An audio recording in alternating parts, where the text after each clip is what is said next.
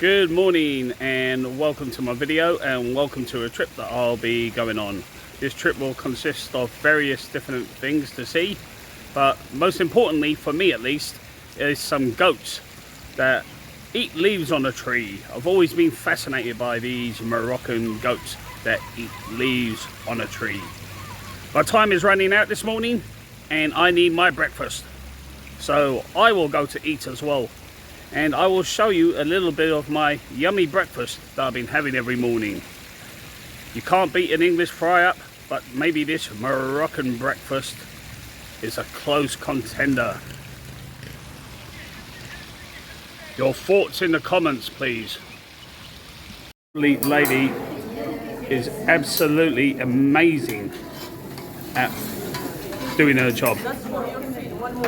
Yes, please. Thank you.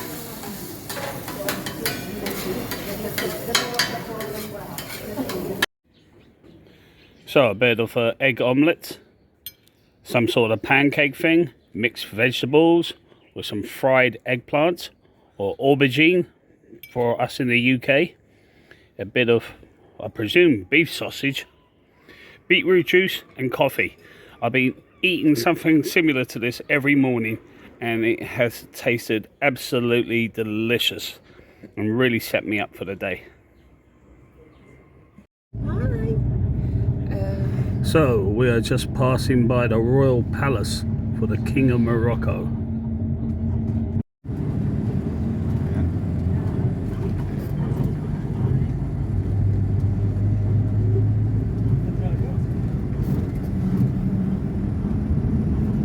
Ça derrière, c'est confortable, non?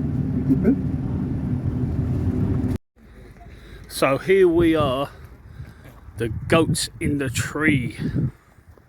I've always been fascinated about these goats that eat the leaves in the tree. And the reason being is because if you look around, the ground is just so barren and so desolate. So they find whatever food they can. And it's usually high up in many cases. These goats seem very tame as well. Not too scared of humans.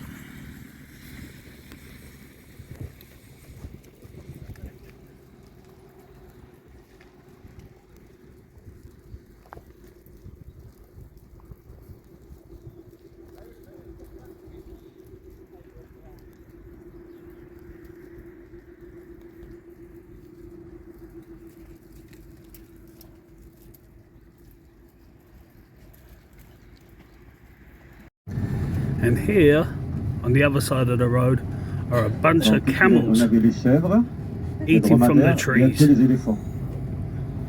Just like the goats eating from the trees. Les lions, oui, il y en a, mais là c'est en captif. Juste les femmes, on va les enfermer dans les... Donc il y a un parc... Hungry, isn't they? Il y a un parc especially for ladies, for women.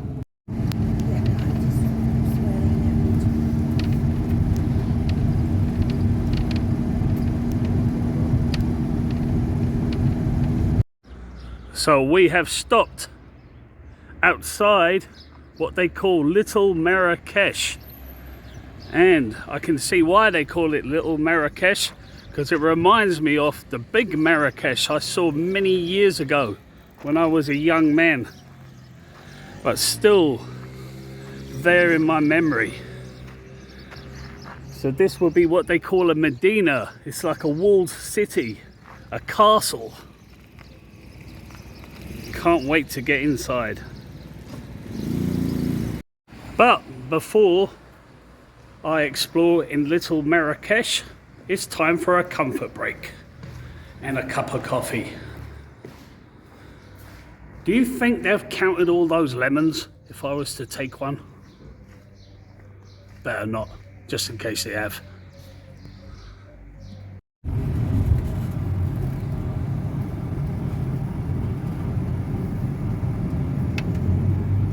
So here is a view of the outside of Little Marakesh, and some people even nickname it Ali Baba and the 40 Thieves.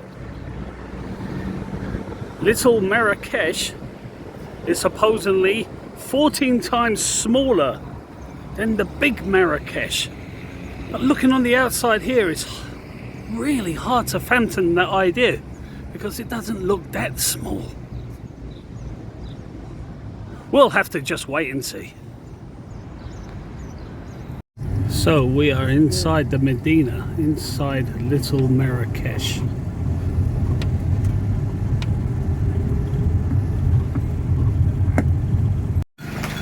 So let's see what there is to explore.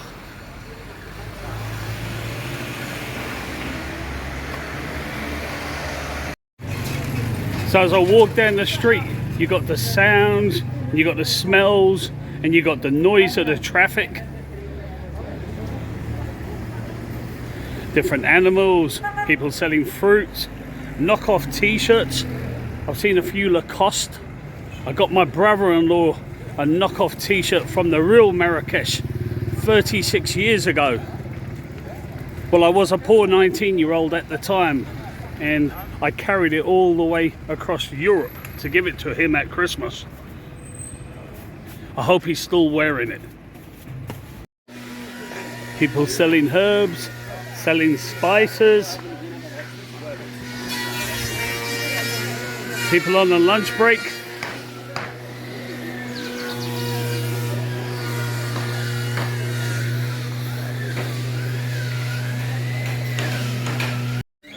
So basically, you got pets, you got everything you'd get in a modern mall, but in a different way.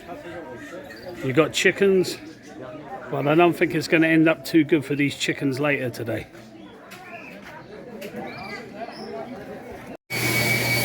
So here's an interesting fact, slightly off the topic, but Harrods, probably the most famous department store in the world, used to sell lions.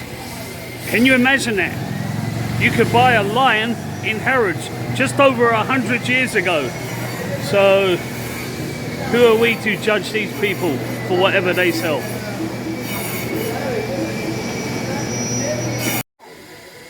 And when I say people, I mean beautiful people, awesome people.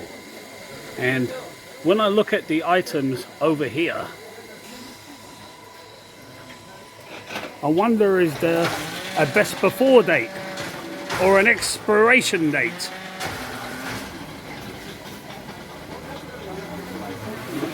I'm sure they're all fine and edible to eat. This vehicle here reminds me of the car that took me home from Transnistria about a month ago to Chisinau, the capital of Moldova. I did make a video on it called My Mad Trip to Moldova in the breakaway region of Transnistria. I was very lucky to get home that day, and I got home in a vehicle probably slightly better than that. It's always nice to hear the sound of a busker, no matter where you are in the world. People working hard and making a living. I hope I've got a few bits of change in my pocket to give them. We are leaving Little Marakesh.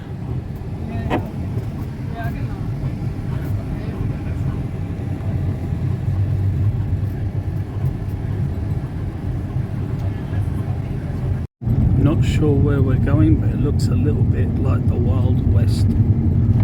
I expect John Wayne to show up any minute. And there's probably a little fort playing cowboys and Indians.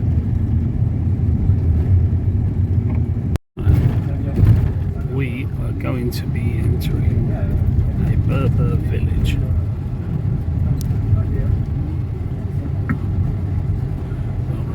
So we have stopped at this place for lunch.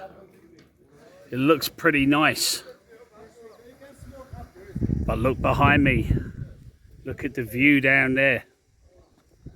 That is a Berber village. They're a race of people, and you can find them in pretty much most of North Africa, scattered around. So dinner is getting served, or lunch I should say. Some couscous to go with the tangines we've been eating. So I just had a lovely afternoon lunch of tagines, couscous and watermelon for dessert. The tagines is slow cooked in an oven using charcoals or wood or whatever they can find, and it has a little bit of juices with water in the bottom of the pot, and you stick your bread into it and taste the juices with your bread, and it is absolutely delicious, especially with a few olives.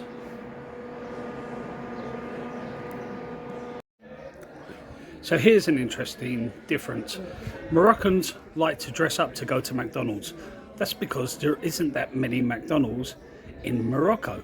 It's a special treat for them. However, if I was going to a Moroccan restaurant back home, I'd probably dress up for that.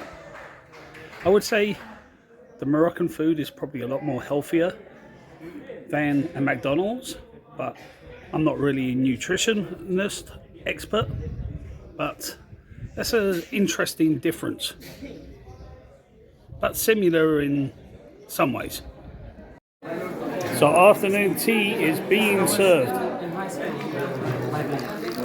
Shukran.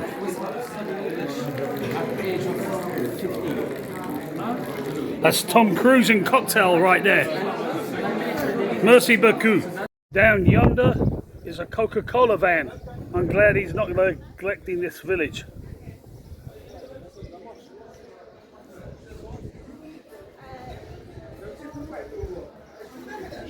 You must have the necessities in every village. So there's some Berber villagers and their donkeys. The trees in the background are an oasis. There's an underground spring here somewhere, and it's where the villagers will get their water from.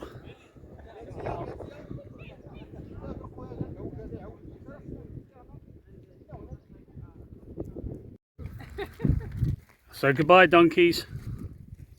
I'll see you next time, and I hope you have a good life. So you can see why this place is an oasis. All this vegetation in the middle of a desert. Pretty lush and green. And I imagine over the centuries this has been a place of comfort for people walking through the desert and needing a place to rest or some water from a well. So above me in this tree are some dates being grown, but they're still very not ripe. And down below, when you look at this lushness of the ground, a lot of that right in front of me is vegetation for the donkeys. They will munch on that later.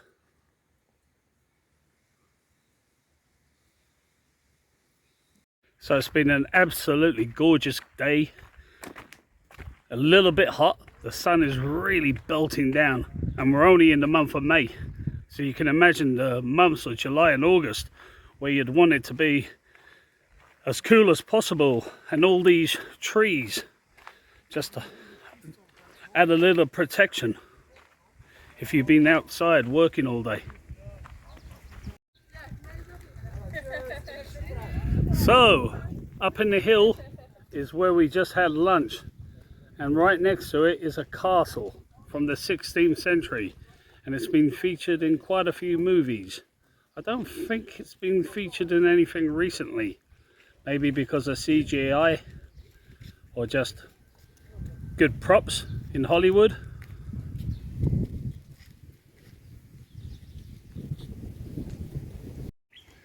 Poor little guy, I do feel sorry for him. It's okay, buddy. It's okay. It's alright. It's okay. They just have a very sad look on their face. Hey, it'll be okay, buddy. Just hang in there. And here is one of the most precious resources we have on Earth. And it's coming all the way from the underground spring.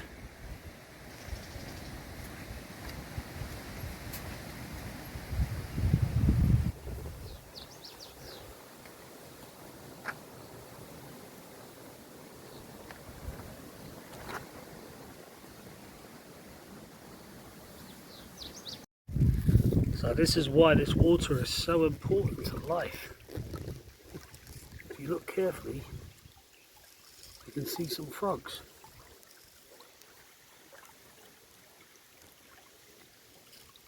And one just swam away. I must have got him a little bit scared. Obviously, without this water, none of this life would exist. Man working hard in the field. Salam alaikum. God bless you. And some more frogs. Hey froggies, your cousins are further on downstream. I'd say about a 2-minute swim and you'll meet up with them. There you go.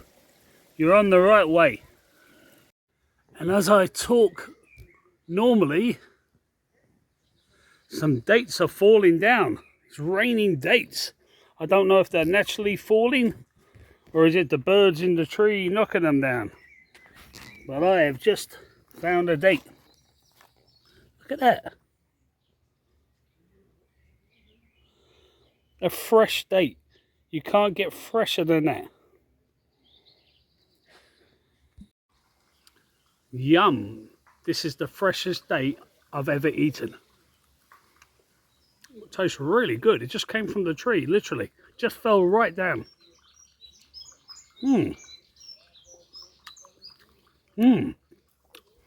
Delicious. And amongst the dates in the trees, there's also papayas being grown. And over here we have some artichoke helping to sustain the villagers. Stop. Encore une fois? 1, 2, 3. Okay, you can do it. You can close. It don't work for me. You can close it. You better not. I hope you don't bite me. I'll be eating you for dinner. Hello. 1, 2, 3. 1, 2, 3. Forget it. Okay, 1. You don't like me. 2, 3. Abracadabra. Vas-y.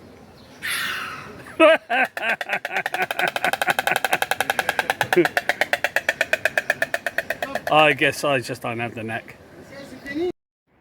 Hey guys, I had a really amazing day today. Thanks for coming with me on this journey. I totally enjoyed myself. I hope you did too. There's more journeys to come, so if you haven't subscribed, please do. And I'll see you all on the next journey.